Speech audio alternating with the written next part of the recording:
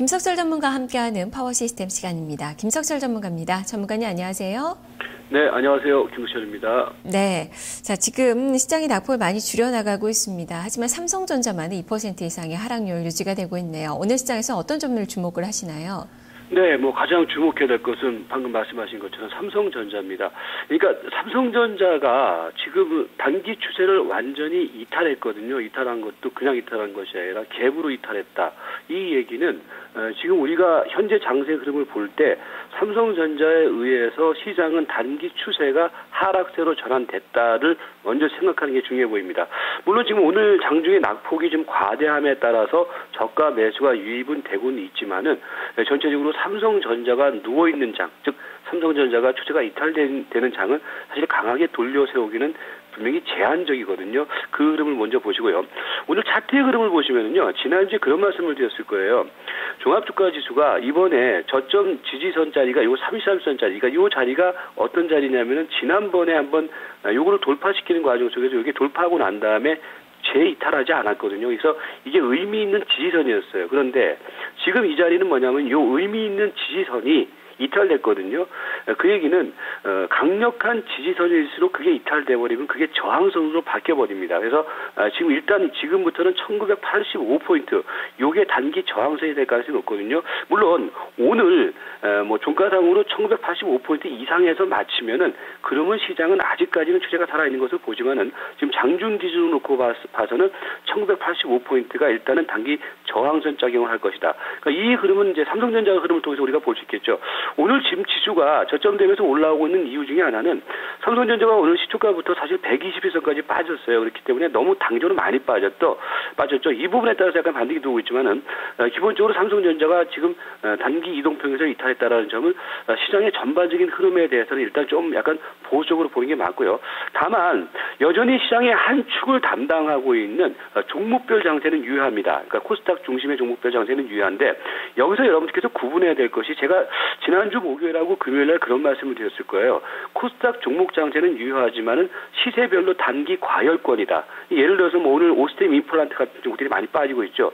그런 종목들이 사실 단기 과열권 흐름을 보였던 종목들이거든요. 그러니까 여러분들이 중소형주 흐름은 여전히 유지를 하고 있지만은 예를 들어서 오스템 임플란트라든지 아니면은 최근에 보면은 많이 올라갔던 한일 이화라든지 이렇게 급등형 흐름을 보였던 종목군들의 경우는 일정 정도는 좀 현금화를 시키는 게 맞고요. 지금은 계속해서 말씀드리고 있는 것처럼 우리 그 아침 파워 시스템의 바닥형 종목들 그런 종목 중심의 대응을 하는 게 맞지 않느냐 이렇게 말씀을 드리도록 하겠습니다. 네, 그 파워 시스템 종목들 잘 살펴봐야 될 텐데요. 단기 관심주부터 짚어주시죠.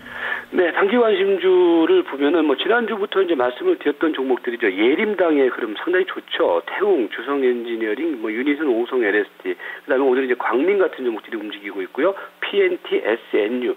그러니까 이들 종목들이 전체적으로 지난주에 말씀드리고 난 다음에 오늘 지수 흐름과는 상관없는 패턴들을 많이 보여주고 있거든요. 그러니까 지금은 앞에서도 말씀드린 것처럼 중소형주 쪽에서도 고공권 행진을 벌여 있는 종목들을 추격 매수하지 마시고요. 이렇게 바닥형 종목 중심의 대응을 하자. 이게 이제 중소형주의 포인트다 이렇게 말씀드리면요.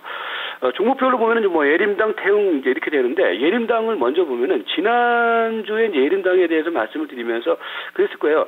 그러니까 사실 예림당의 경우도 이제 한 2, 3주 전에 이제 말씀드리고 난 다음에 조정을 보였다가 이제 점진적으로 나간단 말이에요. 결국은 이런 종목들의 경우는 제가 300일선까지는 갑니다라는 말씀을 드리고 있는데 오늘도 사실 아침에 한 2.8%까지 조정을 보였다가 지금 나가고 있다라는 거거든요. 그런 측면이기 때문에 이런 종목들의 경우는 선별적인 접근. 제가 지금 종목을 말씀드릴 때 여러분들이 그러니까 그 시점에서 매수하지 마시고요. 그러니까 그렇게 5일선이라든지 이렇게 눌림목을 보일 때 그렇게 추세 살아나가는 종목들을 계속해서 매매 관심 종목으로 보자 이렇게 말씀드릴 테니까 그렇게 좀 참고를 하시기 바라겠고요. 그 다음에 이제 주성엔지니어링의 경우에도요.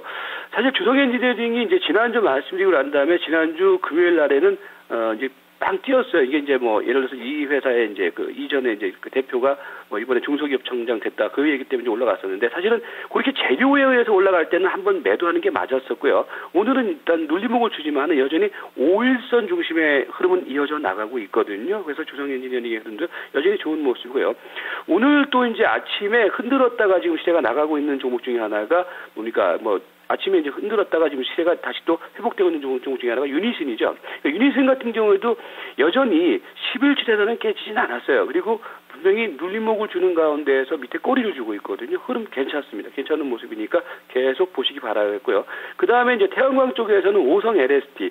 그러니까 오늘 오성 LST가 이제 급등 흐름이 나오고 있죠. 지난주에 제가 그런 말씀을 드렸을 거예요. 오성 LST는 그러니까 지난주에 이제 눌림목을 주는 가운데서 저점 매수를 하자. 그리고 오성 LST 같은 경우에는 지난주에 어떤 말씀을 드렸냐면은 사실 지난주에 실적이 나왔는데 작년 영업 실적이 적자 전환됐다. 그랬는데 주가가 사실은 안 빠졌어요. 거래를 죽이면서. 그러니까 그건 뭐냐면 이미 시세에 어느 정도 반영이 된 시점이다라는 관점을 말씀을 드렸고, 그리고 난 다음에 시세가 5일선을 살아서 나가는 가운데서 오늘 시세가 튀고 있는 상황이죠. 그러니까 이런 종목들은 선별적으로 움직이고 있다라는 거거든요. 그런 흐름으로 오늘 오성 OS의 흐름도 상당히 좋은 모습이고요. 그다음에 이제 광림 같은 경우에도 그동안에 충분히 조정을 보이는 가운데에서 올라가는 흐름 괜찮고요. 그다음에 PNT 같은 종목의 경우에도 지난주 이제 말씀드리고 난 다음에 시세가 사실은 지난주 금요일 날 급등 보였다가 위에 꼬리를 줬는데 오늘 보면은 다시 또 5일 이동평균선상에서 어떻습니까? 시세가 나가고 있죠. 그러니까 그런 흐름 괜찮고요.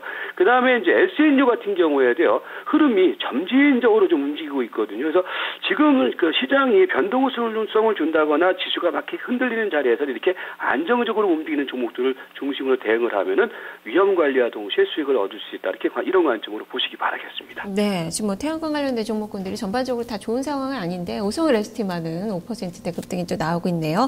자, 그러면 중기관심주, 대형주들의 움직임은 어떻습니까? 자, 대형주들의 흐름도 지난주에 구분했던 종목들 한번 보시면은 시세가 좋죠. 두산엔진 어떻습니까? 시세가 강하게 형성되고 있는 모습이 이어지고 있죠. 그다음에 넥센타이어, 바다권 코롱, SK하이닉스, OCI, 하나케미칼, 호텔신라 이렇게 되는데, 그 두산엔진의 경우는 제가 이제 그런 말씀을 드렸을 거예요. 이제 바다권 흐름 속에서 나타나는 대형주들을 주목을 해라. 그러니까 지금 지수가 흔들리는 것과 상관없이 이런 종목들의 경우는 어떻습니까? 지난 금요일 이후에 두산엔진의 시세가 터지고 있죠. 흐름 괜찮은 모습이고요. 넥센타이어의 경우에도 보시면은 지난주 목요일 급등 이후에 시세가 눌리지 않고 있어요. 눌리지 않고 있는 가운데서 흐름 상당히 안정적인 모습을 보이고 있기 때문에 뭐 흐름 괜찮고요. 그 다음에 이제 뭐 최근에 이제 바닥권 흐름 속에서 튀는 종목 중에 하나가 코롱인데, 코롱 같은 경우에도 기본적으로 시세 흐름은요, 그러니까 지난주 코스에서 급등 이후에 그러니까 수렴형 조정이 나타나고 있는데 보시면은 어때요? 수렴형 조정이 이쁘게 나타나고 있단 말이에요. 이쁘게 나타나고 있다는 얘기는 추세를 이탈하지 않고 있다는 거거든요. 그런 흐름 괜찮고요.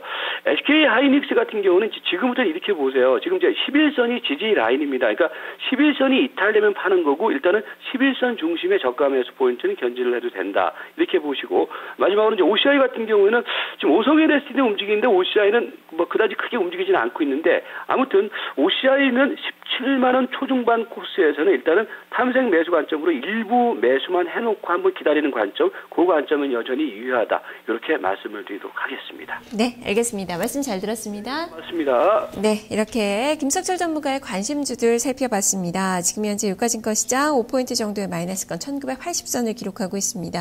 대형주들 대부분이 지금 플러스권으로 회복이 되고 있는데요. 삼성전자는 2%대 내림세, 외국인 투자가들의 매도와 함께 부진한 모습이 나타나고 있습니다. 오늘 삼성전자의 시세 회복이 주가의 움직임을 자유할 것 같은데요. 계속적으로 체크를 해보셔야 될 것 같네요. 전 여기서 물러가겠습니다. 시청해주신 여러분 고맙습니다.